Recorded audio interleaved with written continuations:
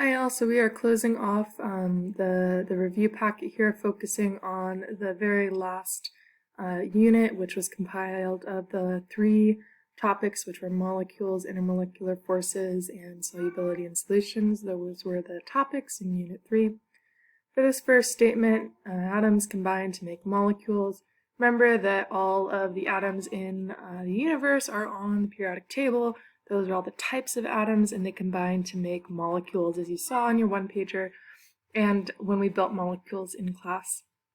Molecules are described using different types of formulas, and the two that we talked about in class were molecular formulas and structural formulas.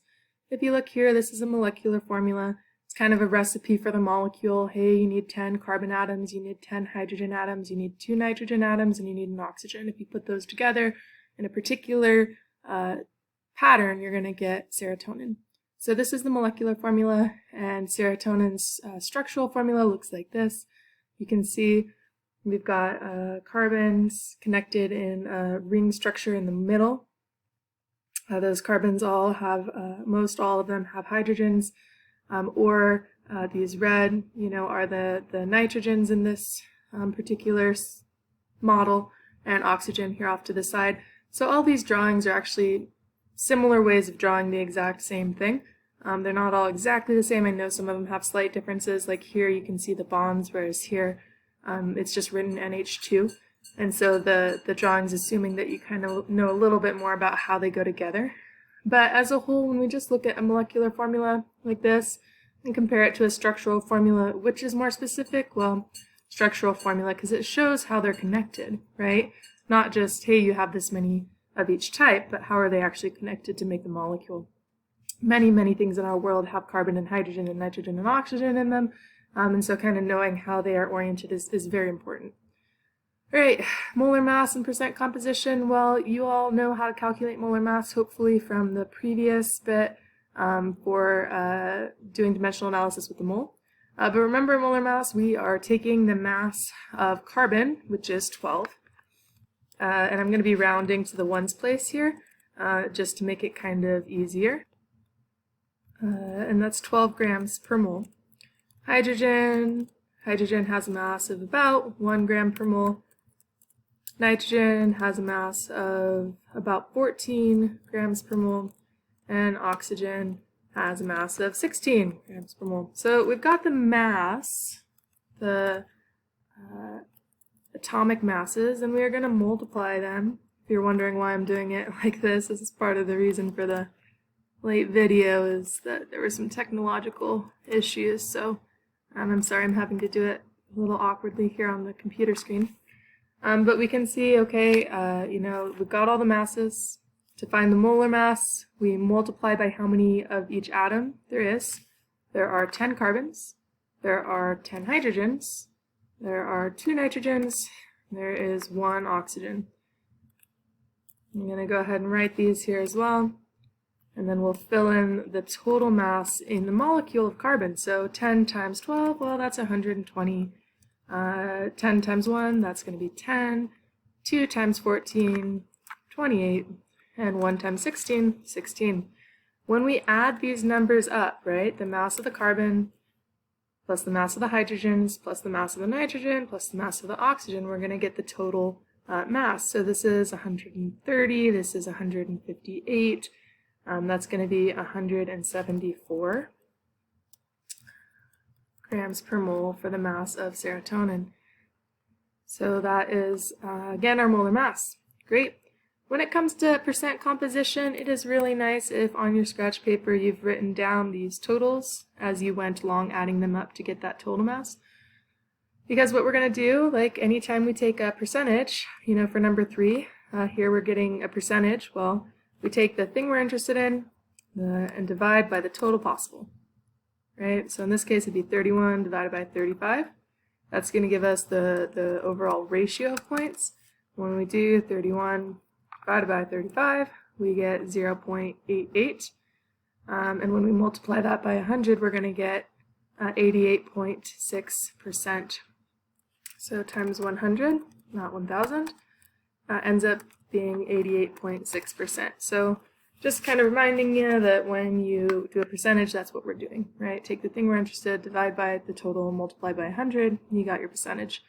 Here, let's do that for carbon. Well, what's the total mass of carbon in the molecule? The total mass of carbon in the molecule is 120 grams per mole, divided by 174 grams per mole. We multiply that number. Kind of feel like I should put parentheses or something just to say, hey, do this first.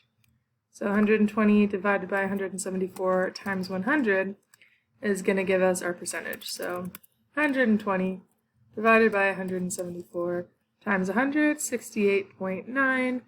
So that would round most likely up to 69%, right? So that is the process you're doing. Let's do hydrogen as well. Just to give you that kind of confidence, we're going to take the mass again of hydrogen, divide it by the total mass of the molecule, and multiply by 100, and that's going to give us our total mass. Kind of funny seeing all the different things that show up from the previous searches, huh? Alright, 10 divided by 174. Great, so I'm going to be multiplying that 0.057 by 100. When I do that, it's going to move 2 places, so I know my percentage is going to be 5.7%, which would round up to 6% if I'm staying consistent with where we're rounding, right? So that's the process for percent composition. You want to, do it for nitrogen and oxygen, you can. Let's keep going here and talk about intermolecular forces. So electronegativity of atoms, that increases as you head toward the top right corner of the periodic table. We know this because the most electronegative atoms, oxygen, fluorine, nitrogen, those all are in that top right corner. We talked about that with polarity and how having these more electronegative atoms present in the molecule makes it more likely to be polar. Because they are stronger, they are more likely to mess or kind of affect the electron density in the orbitals and shift it over that atom and kind of make a dipole moment that is strong enough to have that almost magnetic effect with other molecules.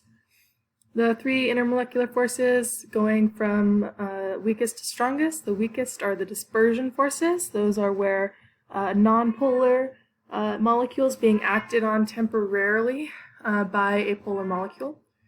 A dipole-dipole interaction, that is the medium strength, and that is when you have 2 molecules that have a polar bond in them, and they are both in that way kind of having that magnetic almost attraction to each other, positive to negative on both of them.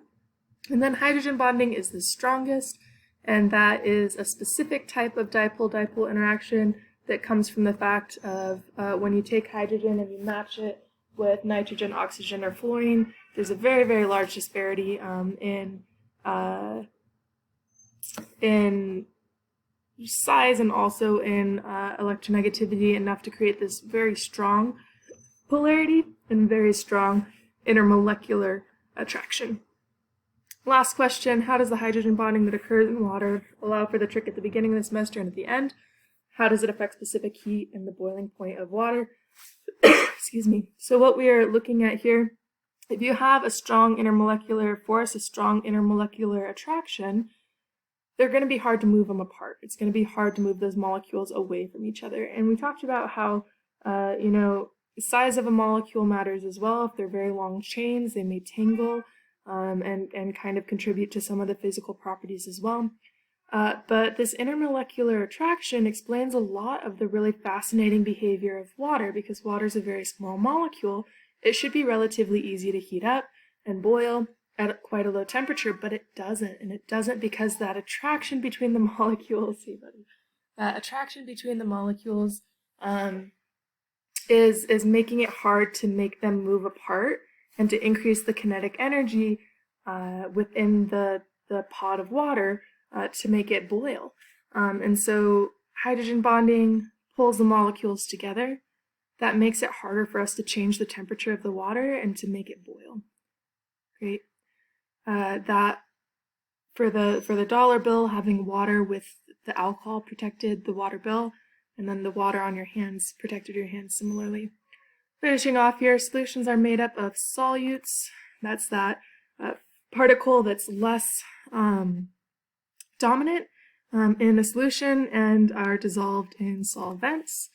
Solvents are the liquids. You all know in the crayon lab, we used the liquid we used to dissolve the wax were the solvents. So you tried several different solvents, and the crayon itself, the wax, was the solute that you were trying to dissolve, right? Like dissolves likes means that polar solutes dissolve in polar polar solvents. I might have said that wrong. Polar solutes dissolve in polar solvents, and that nonpolar solutes dissolve in nonpolar solvents. Just that we have to match those polarities up for them to kind of work together. Here, if you're trying to remove grease from a fabric and there's missing the information, grease is nonpolar, you want to use a nonpolar solvent or a molecule like soap that has a nonpolar region. All right, that wraps up this last section. I hope it was helpful.